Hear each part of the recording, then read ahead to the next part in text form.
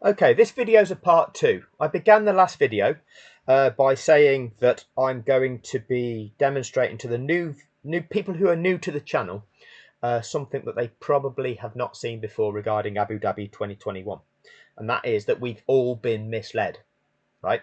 All of us, and again, I did thank those of you who have been with the channel for a long period of time. Thank you for your continued support. Now, what many people will not realise, and remember that Formula One told us that 108.7 million people viewed the 2021 Abu Dhabi Grand Prix. The information that we've all been fed about it is a pack of lies. The information that the media has fed to us about it is a pack of lies. And if this is the first time you're hearing this, then please share it. Please share it with other fans of Formula One that you know. The algorithm here on YouTube isn't going to spread the information that I'm putting out.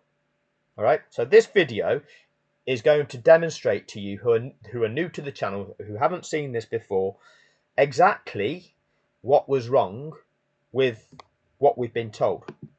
Now, what you need to be understanding is what we're told about the safety car situations is what the indoctrination from Martin Brundle and David Croft is. When a safety car is deployed, what you get is, oh, safety car, what's going to happen now? And then they propose, and they've done this on numerous occasions, will they let the lap runners through? Is the race director going to choose whether or not to do that on this occasion? As if it's an optional process. It categorically is not. And there's a reason that it's not. Okay, every single one of those competitors in that race is trying to race each other for position.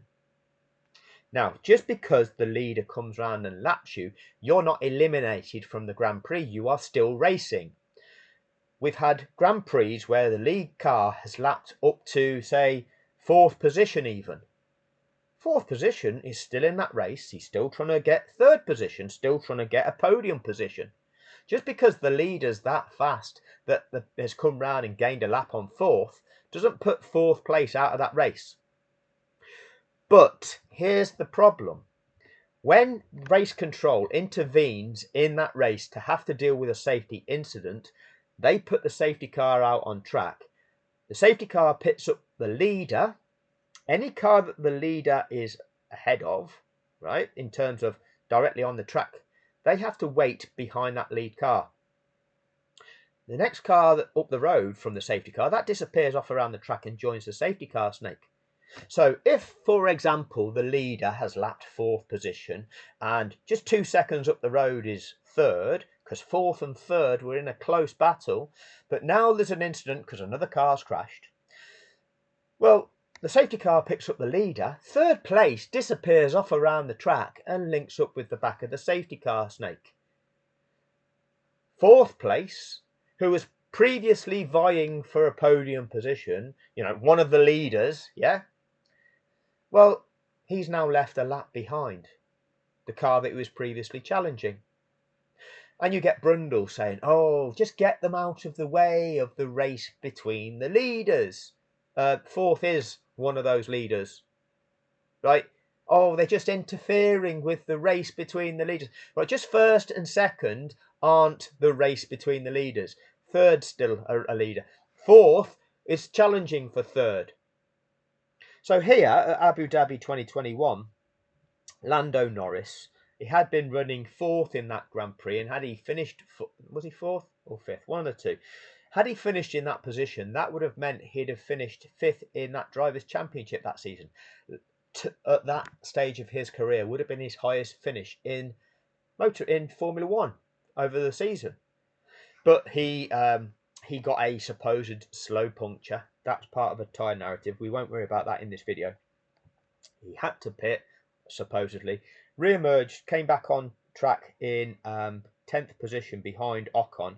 But then he overtook Ocon, he overtook Alonso, and now he's trying to chase down Gasly and Tsunoda. All right, but when Norris was in the pits, Hamilton went by, meaning that Norris was now lapped to Hamilton as well, because Hamilton had passed Ocon, he'd passed Alonso, and he'd passed Norris now. So this is what the situation was. Norris, currently showing in 8th position, is trying to track down Gasly in 7th and then hopefully try and track down Tsunoda in 6th. That is part of Formula 1 racing. 8th is trying to catch 7th, and if he catches 7th, he'll try and catch 6th. These positions alter because 3rd place Perez here, he will be retired from the race. That effectively hands the Constructors' Championship, the prize money of $177 million, to the Mercedes team, because Mercedes went into that race with a 28-point lead in the Constructors' Championship.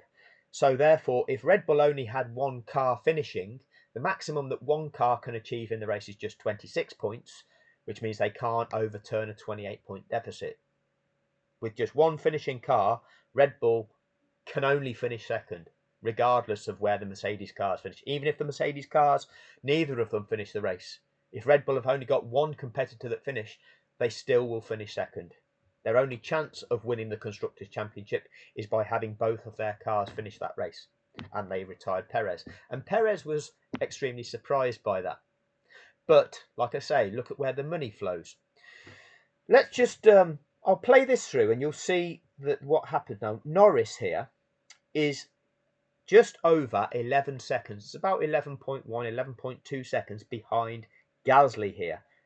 So 8th place is 11.1 seconds, let's say, behind Gasly. 2nd place is 11.9 seconds behind 1st. So 2nd place is actually further behind 1st. The gap between 1st and 2nd is bigger than the gap here between 7th and 8th. But just because the leader has passed here, right, does that mean that all of a sudden Norris is eliminated? No, it doesn't. But what it does mean is by the safety car picking up Hamilton, Gasly disappears off around the track and ends up here. Norris has lost a lap to him. That's not okay. You can't resume racing like that. That's the way the regulations are written. They don't explain that to you. They try to pretend that it's an optional process. It's not. They then try to validate it by saying, well, within the regulations, this notion of 15.3 exists, where the race director has the overriding authority to do what he wants. No, he doesn't. All 15.3 actually means is that the race director overseeing that event can choose to intervene in that event with the safety car. That is overriding authority of the safety car. It's at his disposal to choose to use it. Okay. Once he chooses to deploy it, to use it, to deal with a situation, he is bound by the set of regulations that apply to the safety car usage. What his overriding authority then exists to is, having carried out that set of regulations that apply to the safety car, if the race director is looking at the situation on track and is still not satisfied that the safety of those competitors is good enough, he can prolong the safety car being on track. If the race director is not satisfied that the sporting fairness has been restored to those competitors after having had to intervene in that event, essentially neutralize the event by having to intervene in it. If, having carried out the procedure, sporting fairness is still compromised, the race director has at his disposal the ability to say, no, I'm still going to keep the safety car on track for a bit longer to ensure that the competitors that have been impacted get to fully catch up, to ensure that sporting fairness has been fully restored to everybody, and then we'll go racing. That is what 15.3 is actually there for.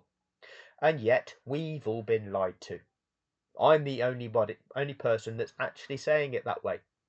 This is a sport. All of these sporting competitors matter. The FIA International Sporting Code dictates that the regulations will never be applied in such a way as to negatively impact sporting fairness to all competitors. That's what it is. Again, media will not tell it you that way. I'll play you this through. You'll see this unfold. This is very, very. You'll see Latifi's blue dot here. He's heading down towards turn 9. This is where this fake battle between Latifi and Schumacher's going on, and Latifi goes off the track because Schumacher pretends to push him off. That then builds into the dirty tyre narrative. That then builds it into the reason why Latifi lost grip going round turn 14 and ended up in the barriers. It wasn't that. It wasn't that caused a lower grip around turn 14, resulting in him going to the barriers. The reason why he went into the barriers at turn 14 was because he selected a lower gear than normal to go around that corner, and he floored the throttle. When you do that in a rear-wheel drive car, if you drop a gear and floor the throttle, you're going to build up wheel spin. When you've got a steering angle on, that's going to kick the back end of your car out, which is what happened. So normally that corner at turn 14 is taken in 4th gear, and then you feed the throttle in as you are coming out of the corner and get, straightening it up. You feather that in to pick up the speed. No, Latifi took it in 3rd and floored the throttle, and you're onto the rev limiter effectively.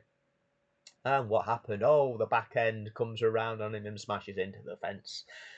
Just the perfect way of crashing your car if you wanted to do it by design. But don't worry about that. We're focusing on the lies that we've been told, okay? Because you're also not told that at the start of the lap that he crashed on, Latifi was told over the radio that it had to be this lap. Anyway, they don't tell you that either. So bear in mind Norris's position relative to Gasly. All right. We'll listen to this bit as well. Mercedes on course to be Constructors' champions for a record-breaking 8th consecutive time, and in a season where the regulations changed ever so slightly, but at their detriment at the start of this season, it's once again a great recovery because they felt they've been hampered coming into. Okay, so even Crofty's saying that. They don't make it clear to you that the impact of this, though. The regulations were changed at the start of this season that impacted Mercedes more than the other teams because they were specifically aimed at impacting Mercedes' advantage.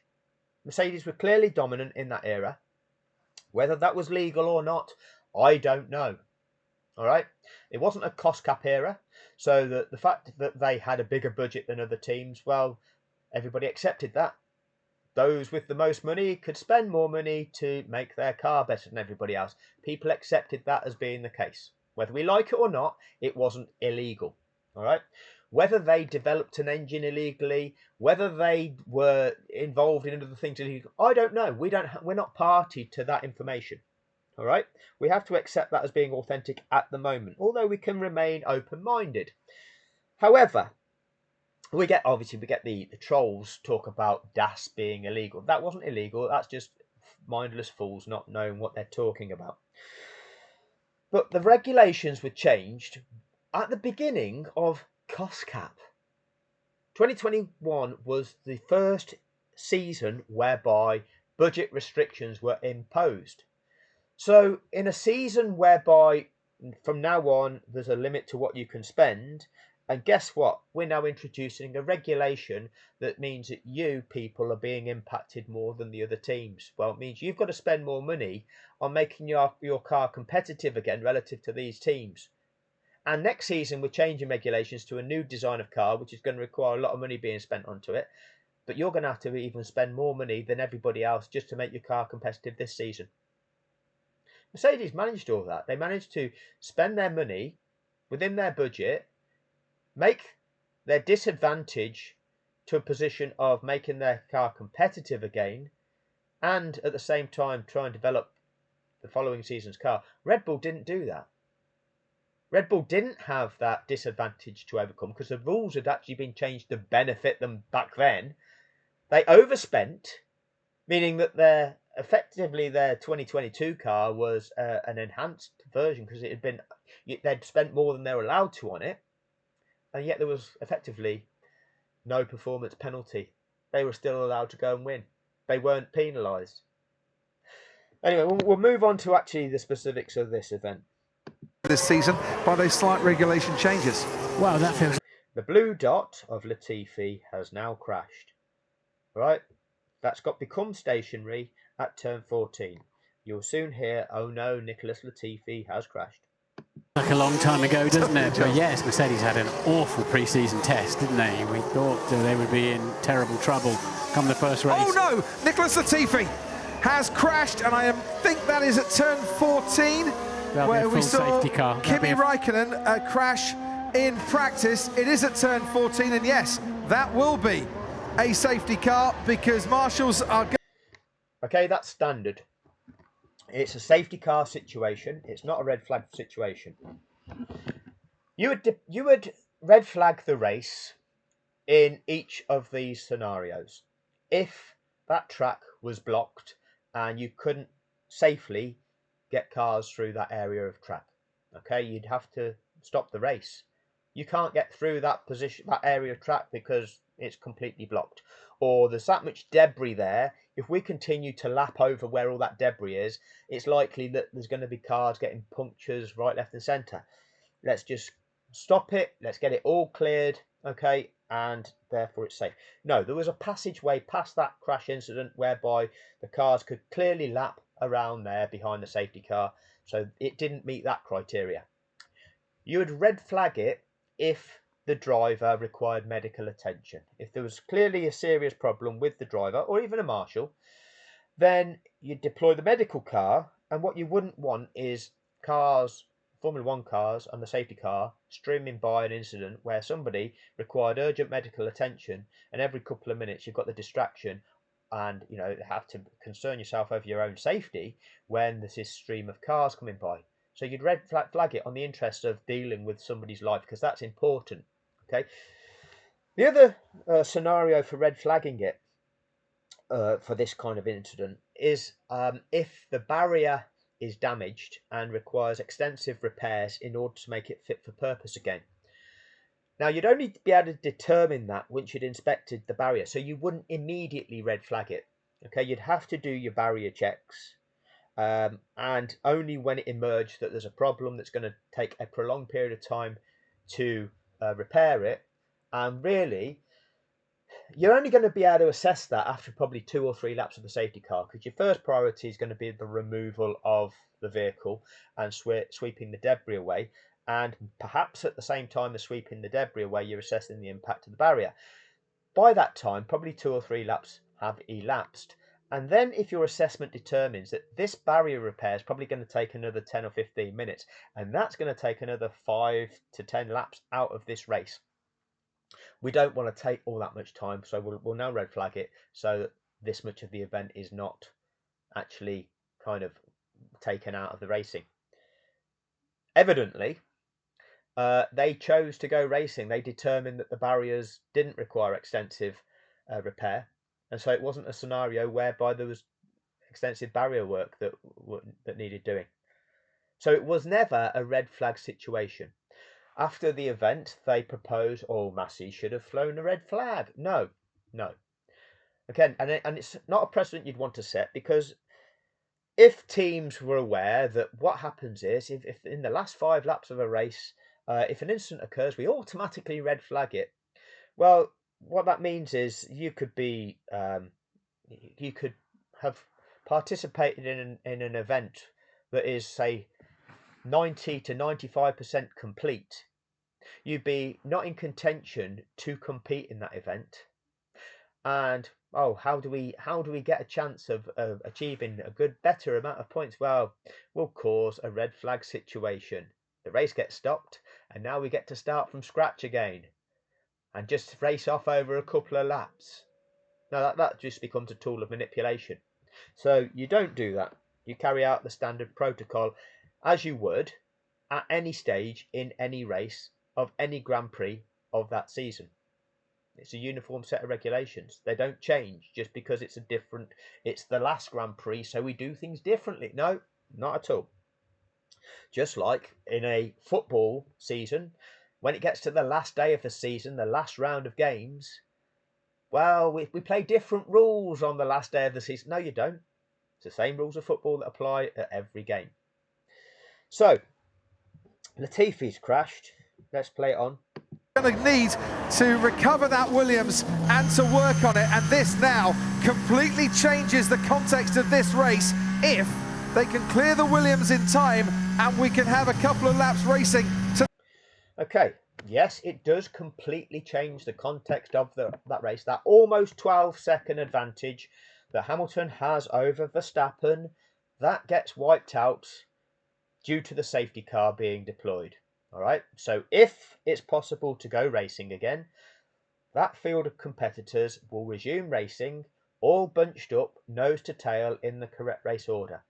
So when that lead car, okay, when the safety car pulls in and the lead car then bolts to get that race going, once them cars, all of them, cross that start-finish line, they're all able to compete for position.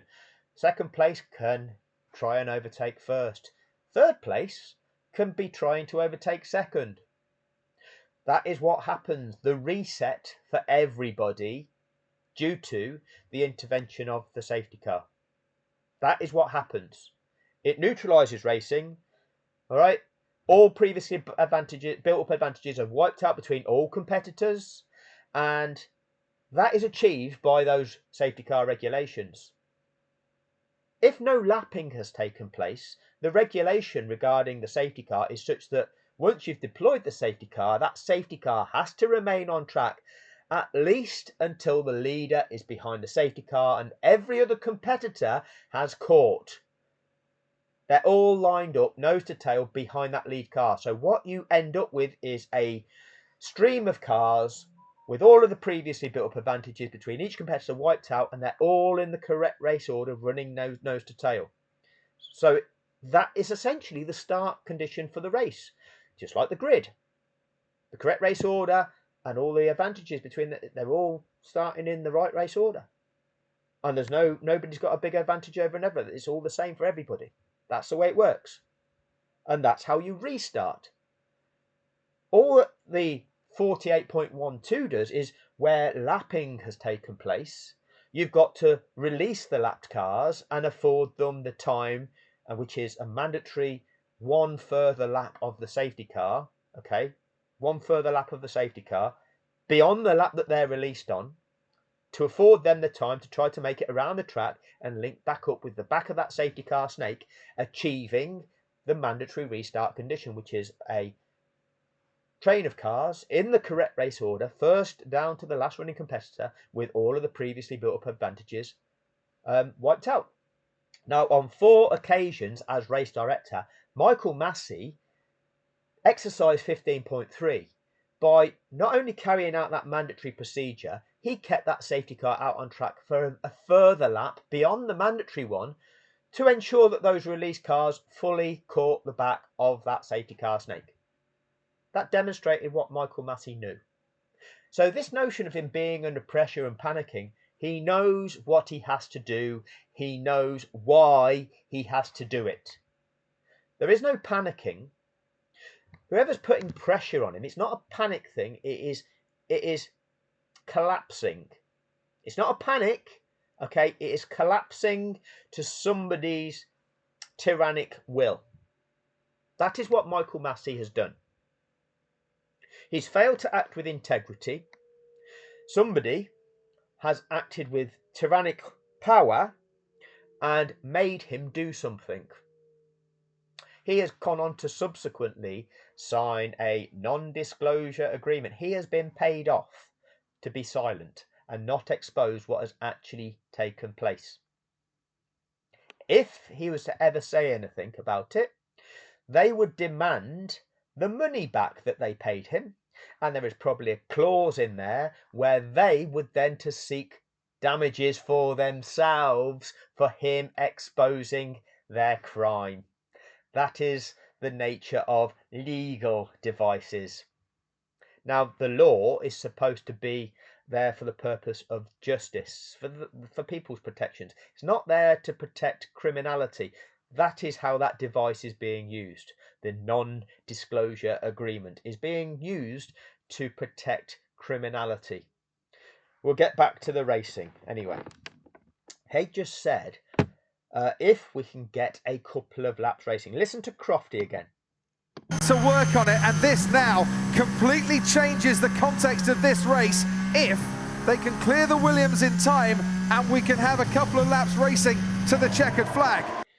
Now at the time that Latifi crashed, Hamilton was back around here. Now when you go onto data view, there's a bar at the bottom of the screen and it shows you I'll show you. It'll catch up in a second. Bound to be a couple. So this bar at the bottom of the screen, so you can see the red bar here. Beneath that, this is the actual length of the track, and this is the positions of the cars along that track, okay, relative to, so here over at the left-hand side is the start of the lap, and here at the right-hand side of the bar is the end of the lap. At the time Latifi crashed, Hamilton was 6/10 of the way along that bar, meaning there were 0.4 of that lap remaining for Hamilton, right? So that's how it was. Now, I'm just going to go back to track view. There's bound to be. And Brundle saying there's bound to be a couple.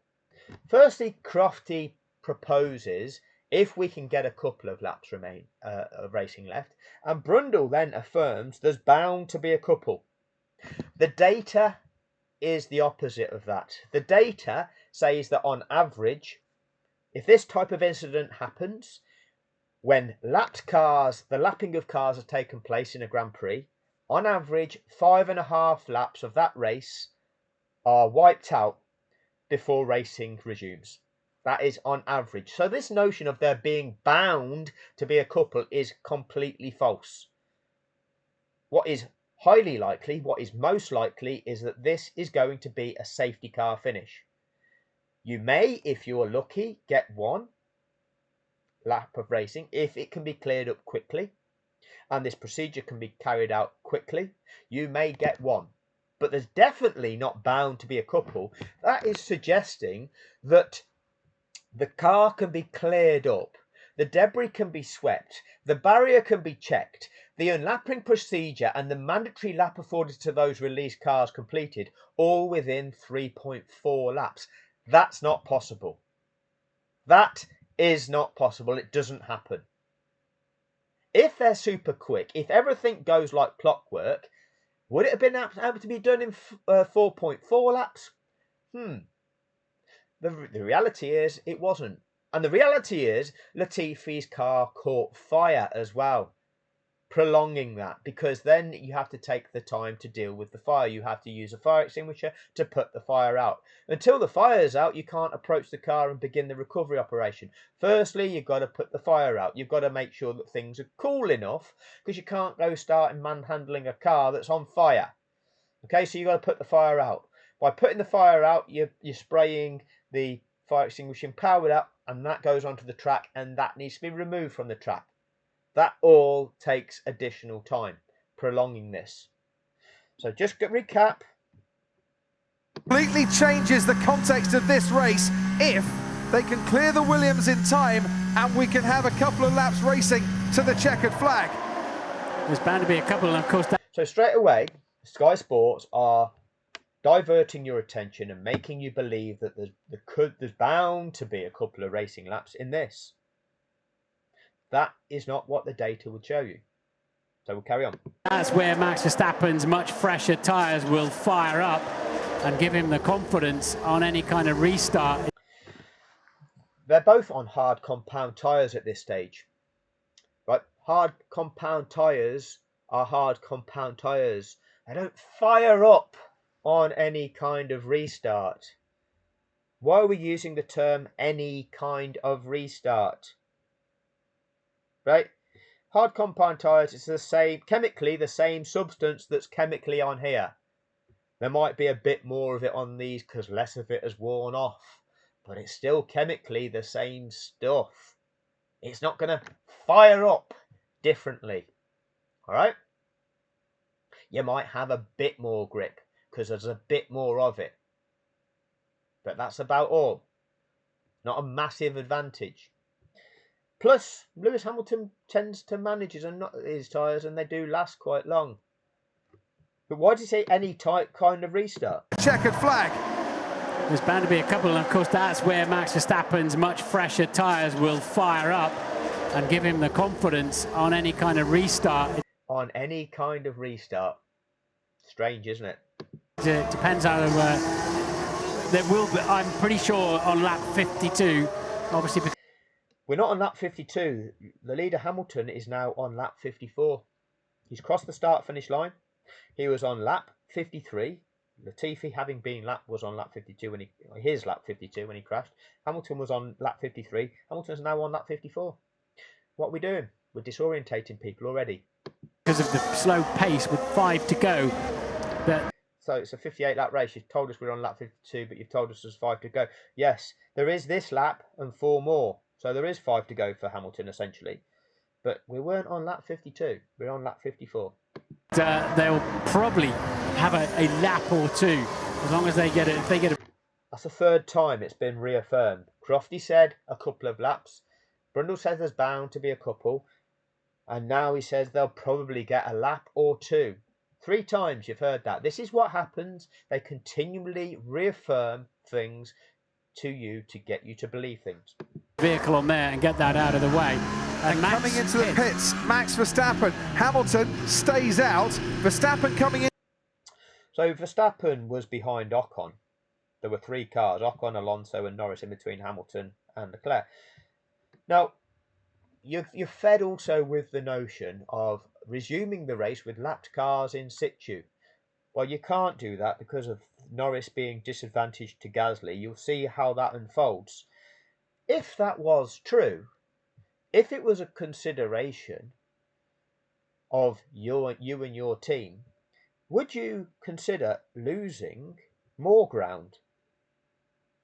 Would you think, oh, if we pit and Leclerc goes through and Vettel goes through because they don't pit, rather than being 3 cars behind the leader, we'll now be 5 cars behind the leader. That's even more ground to catch up, because when they start, when they're in this safety car, Snake, there's about half a second between each car. That's the way it goes. So Norris will be half a second behind Hamilton. Alonso's now 1 second behind Hamilton. Ocon's 1.5 seconds behind Hamilton. Leclerc's 2 seconds behind Hamilton. Vettel 2.5 seconds, which means Verstappen will be starting that lap 3 seconds behind.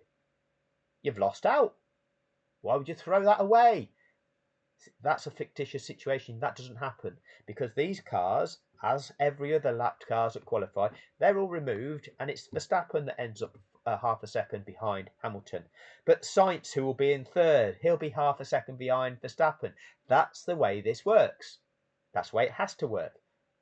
All of the previously built up advantages between all competitors are wiped out. No media has told you this. Why is that? Oh, because they're all compliant with the narrative. We'll carry on. Into the pits, and I would imagine there's a set of soft tyres waiting for him to go onto that Red Bull car. Yes, it is. I can't box. Negative. Right, so if there is a restart, Verstappen now has fresh soft tyres. Lewis has heavily used hard compound tyres.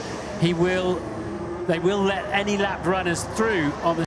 They will let any lapped runners through. Now, again, the regulations say any. And they use the word any because it's any cars which meets the qualifying criteria. Which means if at the deployment of the safety car you were lapped, you qualify to go through the unlapping procedure. If after the second time, I think it is, the safety car has passed the second safety car line, something along them lines, you can read it in the regulations. If you then enter the pits, and whilst you're in the pits, that safety car, Snake, goes by you, hence meaning that you get lapped at that stage, you don't qualify to unlap. You've pitted at a stage whereby we're quite late now into the safety car window, you've pitted and you've disadvantaged yourself. Now, it could be unfortunate, it could be that you suffered a puncture and needed to pit, but it's a case of unlucky now, all right? That's you no longer qualify. There is a qualifying criteria, and that's why they use the word any, but it's any that qualify. It's essentially all who meet the qualifying criteria. Brundle specifically uses that word that's in the regulation that then became the word that Red Bull say, well, any doesn't mean all, and oh, this is now the argument for you in the comments section. Does any mean all legally and all that lot? Why does Brundle use that word? Very stilted in what he says. This is a script. That's why. Verstappen now has fresh soft tyres. Lewis has heavily used hard compound tyres.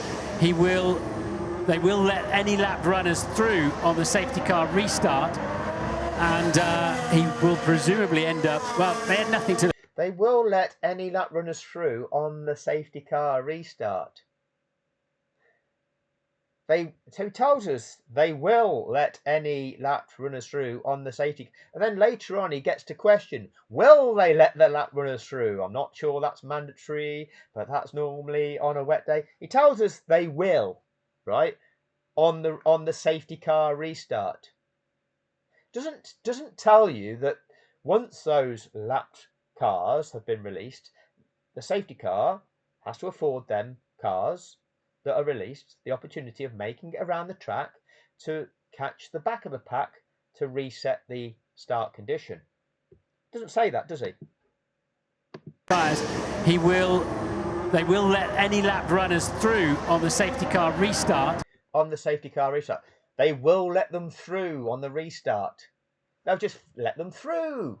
They don't just let them through, Martin. Okay, that safety car remains on track for a further lap. But no, straight away, they'll let them through on the safety car restart. And he will presumably end up, well, they had nothing to lose. Once again, Red Bull had nothing Red Bull had nothing to lose. Let's count how many times we hear that. to lose there. They have nothing to lose. Hamilton is a long way clear as Perez also pits, as we can see, and there's quite a few coming into the pits. Hamilton's a long way clear on the track, but I rather get the feeling by the time he comes around to the main straight, he's not going to be able to pit and stay ahead of Max Verstappen. That chance wasn't there or has gone by for Mercedes. Verstappen tucked up behind Sebastian Vettel in the Aston Martin there. But he won't be on the restart.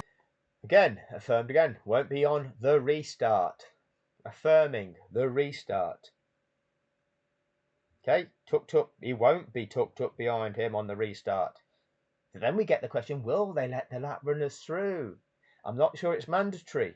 Well, Crofty's just affirmed that he won't be behind this lap runner because on the restart, these will have been released. That's unbelievable. Wow. So look, we're on lap 54 of 58 here. They've got to clear that debris away, and the fire extinguishers have obviously gone off because the brakes, I'm sure, were getting very, very hot. But they've also got to let the lapped cars unlap themselves. Just at the back of my mind, I wonder if we're going to get... So that's just not letting them through, is it? They've got to unlap themselves. Why they've got to unlap themselves is that Lando Norris, okay, who was previously trying to chase down Pierre Gasly, is being held back behind the leader. That is what they have to do when the safety car is deployed. The car that he was trying to chase down, Gasly, is going to disappear off around the track and end up bunched up behind the end of this field. Okay, that has caused a big skew to the outcomes for the drivers. Different drivers have been impacted in different ways. Okay, Max Verstappen, from being almost 12 seconds behind, he's now the 7th car in this running order, but that means he's now 3.5 seconds behind Hamilton. So he's closed all of that distance up. Lando Norris, who was only 11.1 seconds behind Gasly, well, he's going to be left about 1.5 minutes behind Gasly now. That's not okay. That's why we have regulations, and that's why that must happen prior to the resumption of racing. Now, we have all these arguments in the comments section from people who don't know because they've been lied to. They've been lied to by the media. That radicalizes the minds of people. That causes conflict. That causes abuse.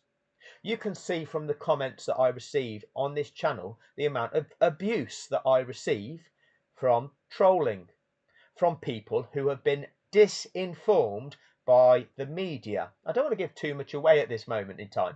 Okay, there's a reason why I keep the trolls here. All right, but that's just one of them. get any racing laps in this race? Wait and see. This is what happened at... Will we get any racing laps in this race? Wait and see. And then it's replay. I can't show you the global feed, okay, which is the images that we were fed. They do not show us the duration of a clear-up operation. They keep disorientating us. They are in charge of what they show us. They create the narrative. They pick and choose the images to show us. They pick and choose the audio, which we're fed with, the radio messages between the teams and drivers. They choose that to create the narrative. Crofty and Brundle of Sky Sports F1 are employed to condition our minds with the narrative. Nicholas Latifi, he was scrapping away with Mick Schumacher. That's not the corner he crashed on, is it?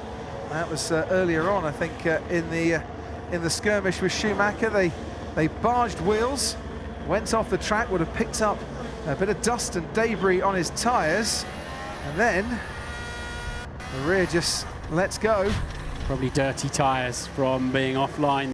Dirty tyres, tyre narrative, okay? Yeah. Excusing it, right? Okay, they're not identified. Oh, he's come around there in third. He usually goes around in fourth. And then what you heard there was the engine on the rev limiter. Okay. Now let's call it dirty tyres being the problem. Will we get any more racing laps or not? What jeopardy at the end of this Grand Prix? The end of this. Okay. Will we get any more racing laps? Now, Hamilton, the leader, is beginning his lap 55 now. It's crucial that lap 56 is the crucial lap if there are going to be any more racing laps. And the reason being, you have to release these lapped cars before the end of lap 56. That way, lap 57 is that mandatory lap that has to be afforded to them to attempt to make it around the track and catch the back of the safety car snake. And that's the only way lap 58 can be a racing lap. It's crucial that the lap cars are released on lap 56. So the key here is, can Latifi's car be recovered and the track made safe so that this procedure can begin prior to the end of lap 56? They don't tell you that, right? They don't tell you that. They don't explain to you. This is the situation we are now in, right? This is the situation we are now in. This crashed car situation the car has to be recovered, the debris has to be swept, and the barrier has to be checked, and the clerk of the course got to declare this track safe and hand back to race control so that race control can begin the unlapping procedure prior to the end of lap 56. If that can't happen, this is going to be a safety car finish. There'll be no changes of position in this race, and providing all cars make it to the end of the race, this will be the finishing order. This is how this works. But they don't tell you that way. They refuse to tell you. That's the simplicity of it. There's no alternatives to that. They're going to be keeping you guessing. They're going to keep you excited. They're going to keep you on the edges of your seats because that's what they're paid to do. But that's the simplicity of it. F1 TV don't show you. They've got the cameras there at the clear-up operation. They don't show you. Latifi's car is catching fire. That means it's taking longer. They have to put the fire out. They have to then wait for things to cool down a bit before handling the car. They then are going to have to clear up the powder from the track. We've got this lap and the next one. And this unlapping procedure's got to begin before the end of the next one. What's Brundle and Crofty telling you then now? They'll know what's going on and they'll know how they have to condition your minds.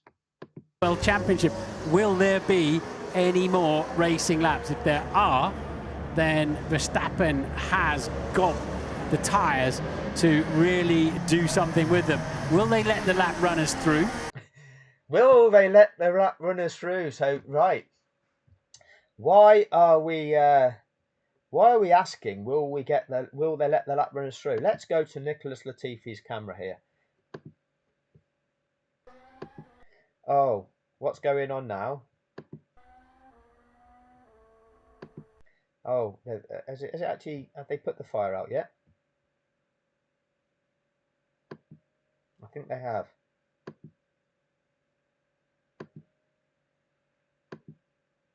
Okay. Yeah, I think this is the yeah, that's the fire extinguisher powder. Yeah, this is the Marshall on the fire extinguisher. So there's the flame, all right, and then so you can see it catching fire there. Got the Marshall deploying the fire extinguisher. Okay, so when they came round on lap 54 behind that safety car, they encountered all that smoke. I say smoke, it's powder from the fire extinguisher that's now on the track as well and needs sweeping. And there's still all the debris on. Clearly, they couldn't do anything until these cars are kind of start to begin being collected by the safety car. The marshals aren't going to be allowed to be on track anyway until it's safe for them to be on track. And then this needs dealing with continually. So we'll go back to track view. So we're aware, and Brundle and Crofty will be aware, oh, they've not been immediately able to get on to start dealing with this. They've had to put our fire out first. Back to track view. Hopefully it won't take too long in buffering. What they always do, take the lap runners. Sorry, Alonso. Let's go back This World Championship. This is Brundle again. So this is the start of lap 55. Will there be any more racing laps? If there are, then Verstappen has got the tyres to really do something with them. Will they let the lap runners through? Now we're getting proposed, will they let the lap runners through? Now we're already told the safety that the lap runners will be let through on any kind of restart, and then Crofty later on that lap says, yeah, but when Verstappen's tucked up behind Vettel, but he won't be on the restart. So they've affirmed that already, and now when we've seen how long that the because of the impact of the fire, we're getting the proposal, will they let the lap runners through? Brundle and Crofty are proposing the breaking of the rules by conditioning your mind that, oh, that's a possibility. Will they let the lap runners through? Says good cop, bad cop. Because in response to Brundle proposing that... Well, they always do let the lap runners through. Yes. Will they let the lap runners through? Well, they always do let the lap runners through. We begin the conversation to disorientate the different people's minds. And in between Hamilton and Verstappen. And in between Hamilton and Verstappen, they always let the lap runners through. And in between Hamilton and Verstappen, well, why are we just talking about them? Why aren't we talking about the other three cars? Why are we not talking about Daniel Ricciardo and Lance Stroll and Mick Schumacher? Well, at this stage, Ricciardo and Stroll are in between Verstappen and Perez. When Perez retires, it'll be Sainz there that'll be trying to then challenge for second. Norris, Alonso, Ocon, Leclerc and Vettel. Yes, but if they do that, it extends the safety car period. It's not about extending the safety car period. This is Martin Brundle conditioning you that you can cut the safety car period short by not doing that. Or by doing that, it prolongs it. No, it just is what it is. Once you've opted to deploy the safety car to deal with a safety incident, firstly, you've got to take the time to deal with that safety incident. That takes as long as it takes. Once that's been dealt with, you've then got to carry out this procedure. It's not an extension of the safety car period. It just is what it is.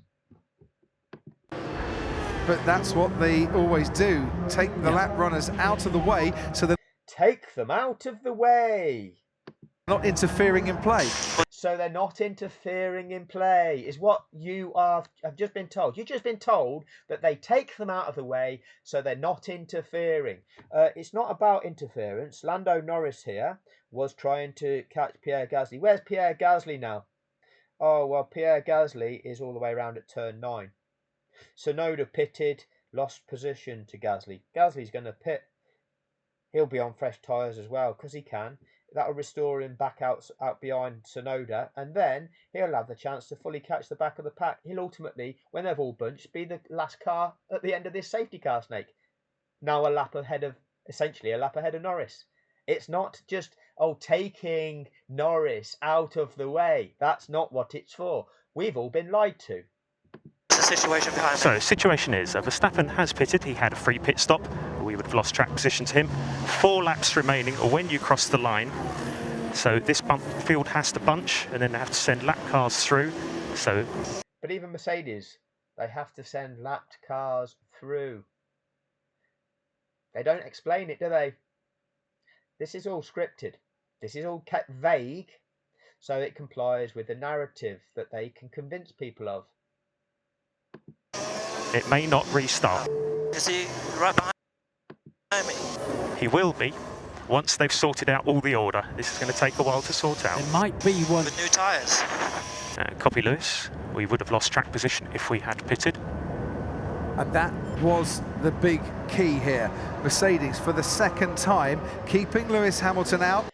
And that was the big key here. No, the big key here is, okay, can this incident be cleared up in time and the track declared safe to enable race control to begin the unlapping procedure, to make sure that the 8 cars that have been lapped get released and have passed the leader on lap 56 prior to the commencement of lap 57. That is the big key. If that can happen, then lap 57 is the mandatory lap that those cars, those released cars, are afforded to make it around the track to try to restore sporting fairness, and that's the only way we'll get any form of racing. That's the only way. That is the big key. But no, we get the narrative of the big key here. Whilst Max Verstappen pitted, Red Bull had nothing to lose. Red Bull had nothing to lose. Hamilton potentially losing track position, and in this case, if we don't go racing again because you can't overtake under the safety car, he would... Right, if we don't go racing again because you can't overtake under the safety car, yeah, what happens? Well, Hamilton wins and therefore is a record-breaking 8-time world champion. Quite simple, Crofty. If we don't go racing again, and that was the big key here. Red Bull had nothing to lose. Mercedes did. Mercedes would have, if they'd have pitted, potentially Red Bull would have gone, well, we're going to stay out on track. Safety car finish. We're going to overtake you. So Mercedes aren't going to lose track position. But as Crofty just said, that's the big key here. If we don't get any more laps of racing because you can't overtake into the safety car, Lewis Hamilton's going to be a record-breaking 8-time world champion. Yeah, because it's safety car finish. What does Crofty say? would have lost the world championship. Hamilton would have lost the world championship? Really? Really? Hamilton potentially losing track position, and which he didn't do. In this case, if we don't go racing again because you can't overtake under the safety car, he would have lost the world championship. If he'd have done something that he didn't do, and we then don't go racing again, he'd have lost the world. Strange way of putting it, isn't it, Crofty? As things stand, if we don't go racing because we can't go racing because we can't get it cleared up in time and we can't carry out the mandatory procedure, Hamilton's on course to become a record-breaking 8-time world champion. That's the truth. Why propose he'd have lost the world championship if he'd have done something that he didn't do? Is there a vehicle pulling the Williams out of the way or not yet? Is there, Martin? Can't see it. Now, these guys in the commentary box, they can't see. Now, if you are a commentator of a sport, you require the tools to do your job, and those tools would be the images so that you can talk about what's actually going on. Is there a vehicle on track recovering it? Yes, because that would be Latifi's car being recovered. Back to tracker view. Yuki Tsunoda, Pierre. Is there a vehicle pulling the Williams out of the way or not yet? Can't see it at the moment. Ted, down to you. Yeah, have a load of other people pitting. Yuki Tsunoda, Pierre Gasly, Daniel Ricciardo. We've had Lance Stroll as well into the pits. I'll give you those orders as they shake out. But yeah, it was just bad luck. I mean, you saw the Mercedes mechanics just hanging around outside the pits looking at... It was just bad luck, Ted. It's just bad luck. What was bad luck? Knowing that, oh, we've only got 5.4 laps of the race remaining. This takes about 5.5. Safety car finish. Lewis was winning. Oh, he still wins. Where's the bad luck? Where's the bad luck? That's not a problem, is it? The guy was winning. We've not had to neutralise racing. The guy's won. No luck, no bad luck, is there? Just what it is. They had the order to come in, but Hamilton was so close to the pit entrance that it does seem that the engineer's right there. Whatever they would have done, they would have lost track position. The safety car's not going full gas down the straight. Copy, Lewis, understood. His tyres are cooling. He needs more The tyre narrative. Oh, this is terrible for Lewis. The tyres, the tyres, the tyres. pace, more heat into those tyres. This is awful for Lewis then with those hard compound, heavily used tyres. So there's the shunt then that caused the safety. There has to be a safety car there. And but will they let the lap runners through? Oh, second time, Brundle. We're now completing lap 55. Lap 56 is the crucial lap. Brundle, will they let the lap runners through? I don't think it's absolutely mandatory. Brundle, the expert of the sport, at this stage had been commentating on the sport for 28 years. This unlapping procedure was reintroduced in the sport at the beginning of the 2012 season. There had been 199 Grand Prix, including this one, that had taken place since the reintroduction of this unlapping procedure. Brundle had commentated on most of them. I've done videos going through all of those safety car deployments and each of the times there were lapped cars. Not all of I'm not doing all the safety car deployments. I've done all of the ones where there were lapped cars in situ and they did the unlapping procedure. You'll find that Brundle commentated on most of them. He's proposed, will they let them through? Well, they have done every time since the beginning of the 2012 season, Martin. But that's normally on a wet day that they don't. Gaslighting. Will they let the lap runners through? And will embellish the lie with the notion of a wet day. Conditions dictate whether they carry out the mandatory procedure. No, they don't, Martin. But will they let the lap runners through? I don't think it's absolutely mandatory, but that's normally on a wet day that they don't. And if so, how long will they wait for those lap cars to get out of the way? If they wait, how long will they wait? Now, the following day, okay, the key thing for me was that the safety car didn't come in at the end of the following lap, and we know that needs to happen, right? Because that's what they then have to backtrack and go, well, the key thing was that Michael brought the safety car straight in, and we know that it has to stay out on track for another lap. But at the time, Martin's not saying that, is he? He's asking how long they'll wait. Why are you doing that, Martin? Why aren't you informing the global watching audience? You know there's lots of new fans watching the show. Why aren't you telling them what needs to happen? absolutely mandatory, but that's normally on a wet day that they don't. It's not a wet day, Martin, and you're lying about the notion of it being different on a wet day. And if so, how long will they wait for those lap cars to get out of the way? If they wait for them to get out of the way, well, it's not to get out of the way, it's for Norris to have sporting fairness restored to him relative to Pierre Gasly, who, having pitted, is now making his way down here and will soon be at the end of the snake.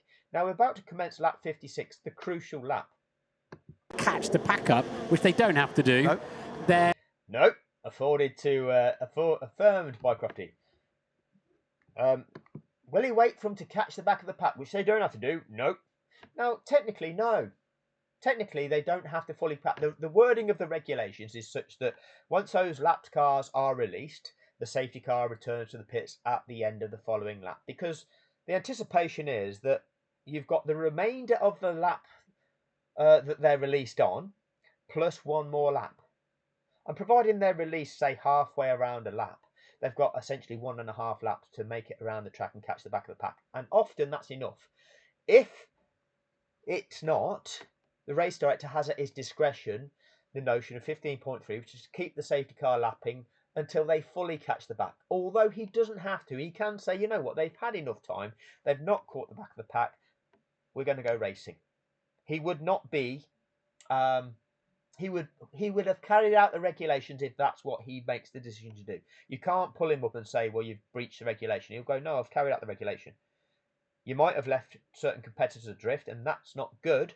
That hasn't restored sporting fairness. So essentially, you've gone against the principle of what those regulations are for, but you've not breached the regulations.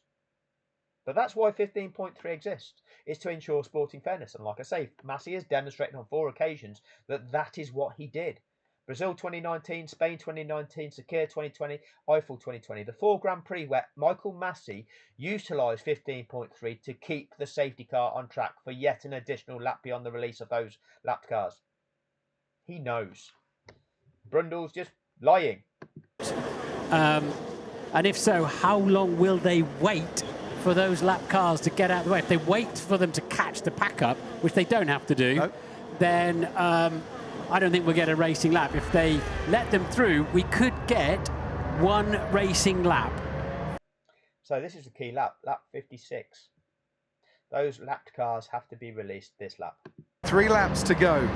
Nicholas Latifi is seemingly okay after that contact with the barriers, around about 90 miles an hour. But he would have taken a whack, and it's good to see that he's okay. Sergio Perez coming into the pits again. So Max, I think they're retiring the car here. Perez into the pits for the 4th time. I didn't understand why, but I think they are retiring the car, and yes, they're not going to be working on it, and that is the end of Sergio Perez's Abu Dhabi Grand Prix. Checo, we need to retire the car. We need to retire the car. Box. And for the really? Yeah, box. And lapped.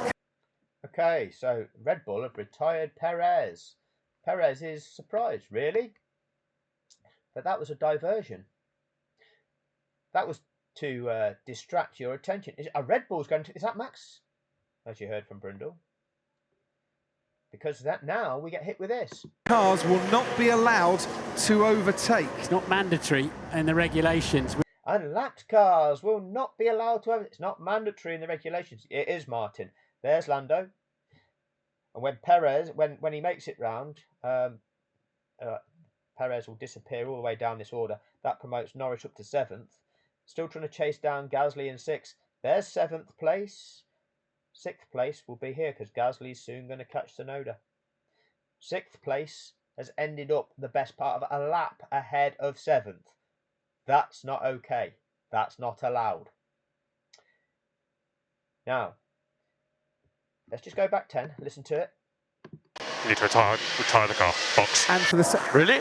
Yeah, box. And lapped cars will not be allowed to overtake. It's not mandatory in the regulations, which means leaves Verstappen with a lot of work to do then. It leaves Verstappen with a lot of work to do. Now, why are the lapped cars not being allowed through? Is this because Michael Massey is trying to thwart Red Bull? Because that's what Red Bull will want to project. Because down this straight, there's a conversation going on between Max Verstappen and Gianpiero Lambiase, and it says, cancel that. Lapped cars will not be allowed through. Typical decision. It's classic. I'm not surprised. Right? And that takes place between here and here. And you'll hear it when they get round to about here through to there. It actually lasts about 20 seconds. They condense it down to about 12. That's the narrative that they want to feed us. But actually what's really going on is this. This is Latifi's car. And this is the marshals that are on the track right at that moment in time. Hence, the track isn't safe. It's not safe to begin the unlapping procedure yet. But what do race control do? Oh, lapped cars will not be allowed to overtake. They're realising that, oh, we're not going to be able to have any racing here. This isn't going to happen in time. We know that this track's not clear. There's still marshals needing to clear up debris. You should have the clerk of the course there overseeing that event. What is going on? Still marshals on the track. Still marshals on the track. There they are on the track, sweeping. They're running around, sweeping up what's going on the track. And there's still marshals on the track, and there'll be marshals on the track right until the moment that safety car snake passes that incident at turn 14 on lap 56. So we'll go back. We've obviously gone through that a little bit of time. We'll go back to track review. Of course, No. they're obliged. That's where they are now. So let's go back to where we left it.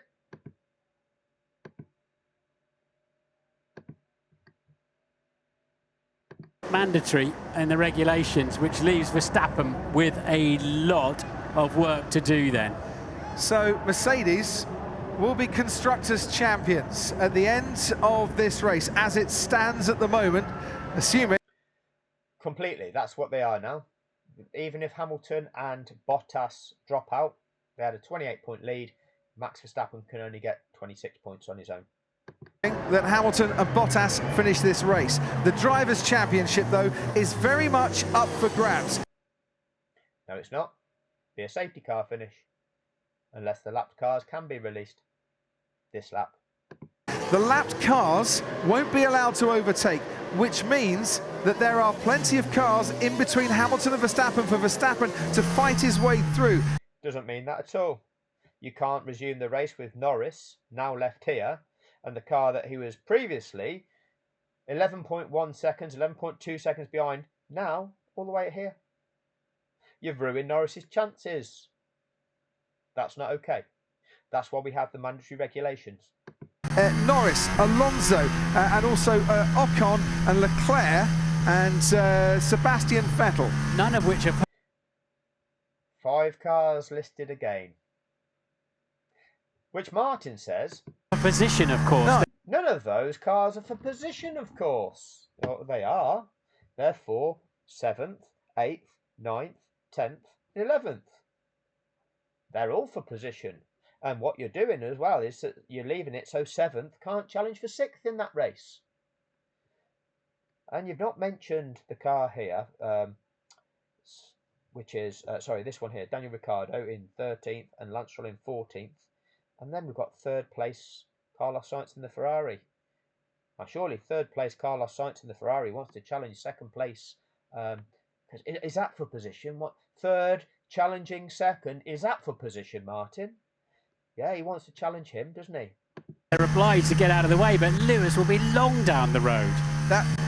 Yeah, it'll have already started, like, with half a second between each competitor, 3.5 seconds ahead of Verstappen. And then Verstappen, you know, doesn't get a free hit at it, does he? I suppose it's the compromise that race control have made here.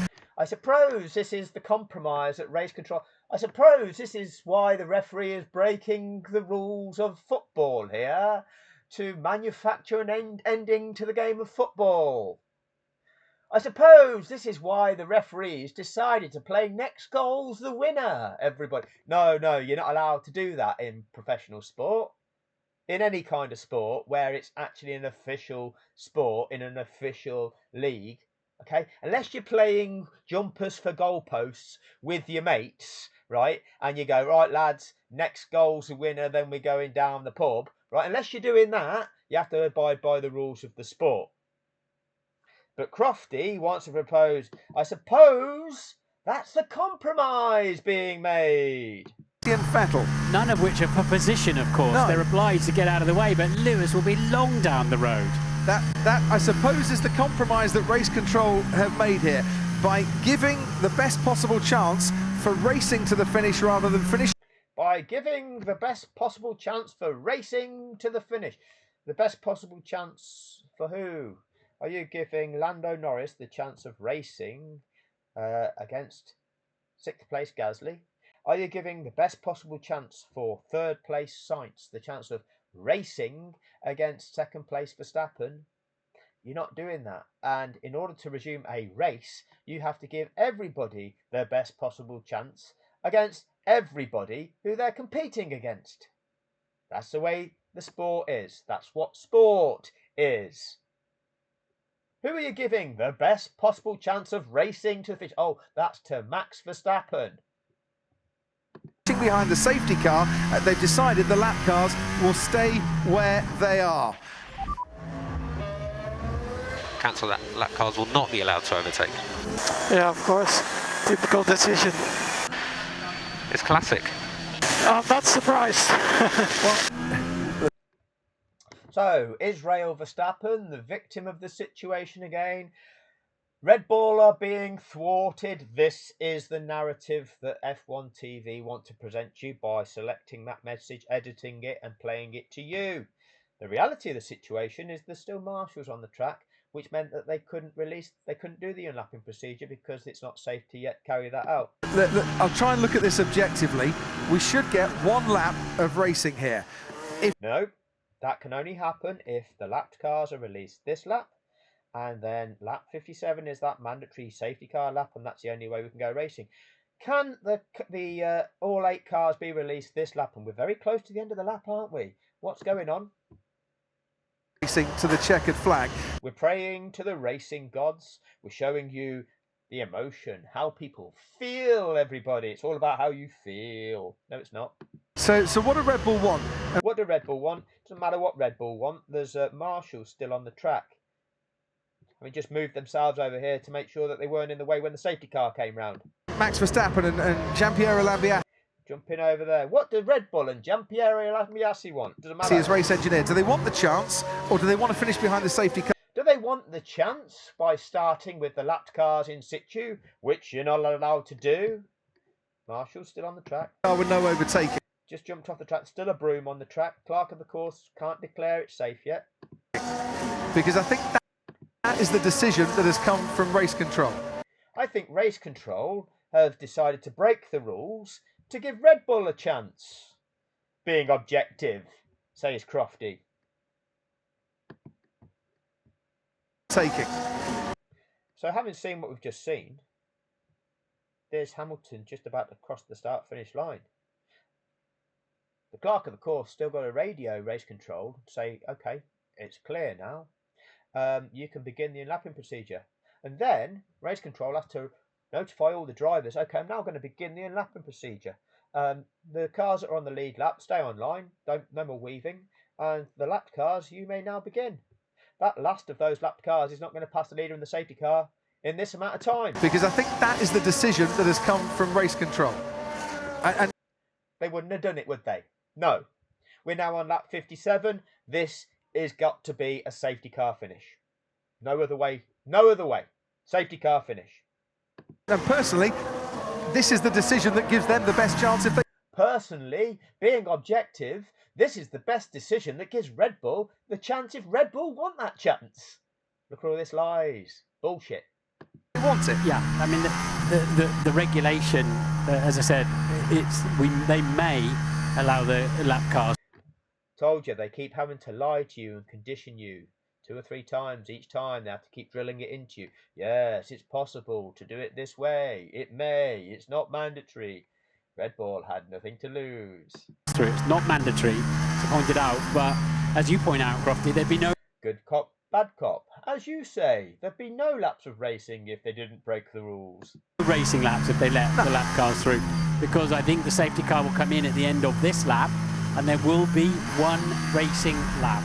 See, Martin, right, is presenting that it's not mandatory. You can resume like this. You know, Gasly's fully caught up here.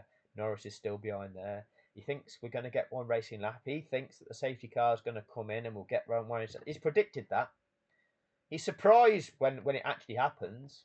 He said, wow, wow, what I predicted, you know, just here is actually coming to fruition. Wow, that's incredible. Now, if you predicted something, you'd go, yeah, told you. Told you. But no, not Martin.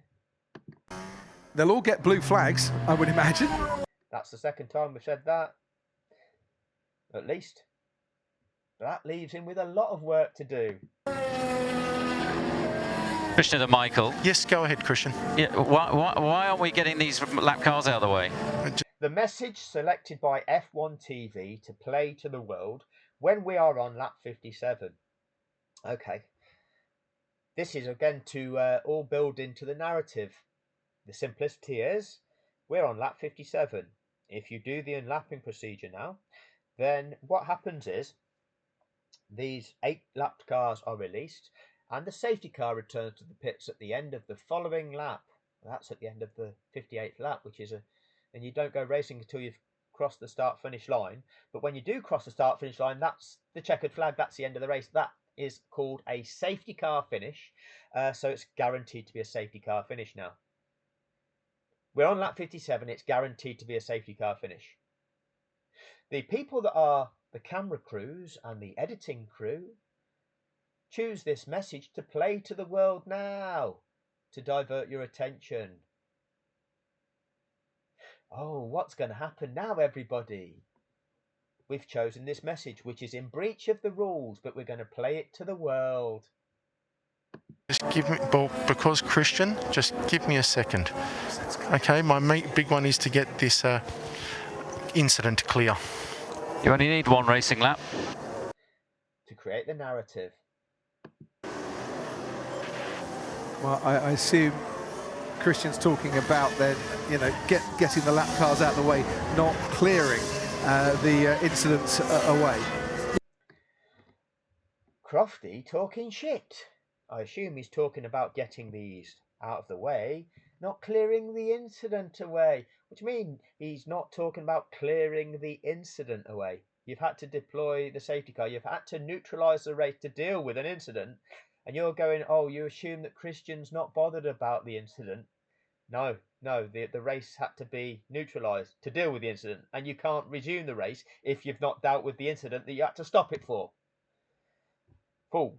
Yeah, I mean, all of the cars in front of Max will get blue flags. And third time, blue flags, blue flags, blue flags. Not allowed. Duty bound to get out of the way, but they're all in a reasonable fight themselves, aren't they? Previously, it was none of them for position, of course, but they're all now in a reasonable fight with themselves. Well, so here we go. So here we go. Where do we go? Here we go, says Crofty. Here we go. Normally, you know, you'd see the race leader backing up the pack a little bit when the safety car goes. I would imagine on this occasion, if we do get a lap, Martin, Hamilton will want to be disappearing off into the distance as fast as he can. Yeah, I don't see any way Verstappen can do anything with that. But indeed, is the safety car coming in this lap? I don't see what Verstappen can do with that. We're talking about a record-breaking 8-time world champion here. Lewis on course. Lewis Hamilton is on course to become a record-breaking 8-time world champion. If they restart like this, then the chances of second place overtaking him when starting the lap at least 3.5 seconds behind is almost impossible. Ladies and gentlemen, it's highly likely that even if they do restart, Lewis Hamilton is going to be an 8-time world. It's not what we get, is it? We think it should do, could do. Clearing off into the distance as fast as he can. Yeah, I don't see any way Verstappen can do anything with that, but... Well, what can Verstappen do with that? Indeed, is the safety car coming in this lap? We think it should do, could do. We think it should do, it could do. Well, it's not allowed to. But you predicted back here that you think it's going to come in at the end of this lap and there will be one racing lap. Now you're saying you think it should do, could do. Is there any more debris to clear up? Have they finished clearing up the incident? But you think it should do, could do. But you don't know whether they've cleared up the incident. And if they haven't cleared up the incident, it's not allowed to. But it's all confusing, isn't it? Nobody knows what's going on. It's crazy. But we're halfway round already. Race control are now saying lapped cars to overtake the safety car. So Norris and Alonso and Ocon and Leclerc and Vettel to overtake it. And it's ending. Wow. Wow. And immediately queued up by F1 TV is Toto Wolff. They've already got him there, about ready to press the play button, with Toto being unhappy about this happening. Amazing edit, this is. Michael. So, there's confusion, but it's all confusing. Are you all confused? Or can you now see through the bullshit? Safety car is coming in at the end of this lap. So those back markers allowed to overtake the safety car. Those back markers, what, 7th place? They should be able to challenge for 6th. Those that don't matter. The regulation is that once you've these lap cars have been released, they are to proceed around the track at an appropriate speed without overtaking and make every effort to take a position at the back of the safety car, Snake. So that we've got 3 of them still left there. But Norris should be on the back of Gasly, ideally, by the time we resume racing. That'll have the snake of cars in the correct race order with all the previously built up advantages wiped out. There's no overtaking. These 5 cars are told that they're allowed to, as soon as they cross the start-finish line, they're racing. They're allowed to race. Now, you won't see any overtaking. The reason being, on this restart, they're all bunched up and they all react. No, these got released and they never get bunched up. There's always going to be at least a second between each of them cars, because they were just passing the car. It wasn't a case of each of these 5 slowed and then they went. No, they had the gaps. They didn't close up like these cars close up. The other thing is, this track was not declared safe as dictated. Well, it's actually demonstrated in the FIA's report into this, that as these cars crossed the start-finish line and were entering lap 58, it was only then that the marshalling system declared the track safe. These cars are now racing on that track as soon as they cross the start-finish line. It's not safe, and I'll tell you when and that has now left Lewis, when it's supposed to be declared safe. Lewis Hamilton and Max Verstappen. Michael, this isn't right. Okay, these 5 cars are racing now. It has left Lewis Hamilton and Max Verstappen side by side. Hamilton will be ahead. Verstappen is absolutely desperate to get on with this on that soft compound tyre. We're going to have 1 lap of racing to decide the championship in 2021. Hamilton has the advantage. Verstappen has the faster, fresher tyres. And we have got 3.2 miles of racing action. It's only around about now, apparently, that the marshalling system has all checked in and declared the track safe. These 5 cars have been released to race on a track that hasn't been declared safe.